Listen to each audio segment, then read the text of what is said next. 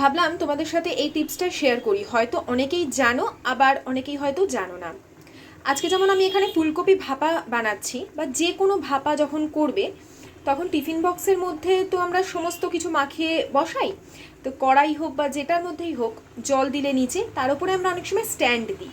তো স্ট্যান্ড ধরো নেই কাছে, বা খুঁজে পাচ্ছ না, বা তোমার কাছেই নেই, তখন এরকম একটা পাতলা কাপড় নিয়ে বা কিচেন টাওয়েল পরিষ্কার দেখে নিয়ে জলের মধ্যে দিয়ে, আমি যেমন একটা পাতলা সুতির কাপড় একদম দুভাজ করে নিচের দিকে দিয়ে দিয়েছি, দিয়ে তার উপরে ওই ভাপাটা বসিয়ে দিয়েছি আর কি, ফুলকপি ভাপা হচ্ছে এখানে।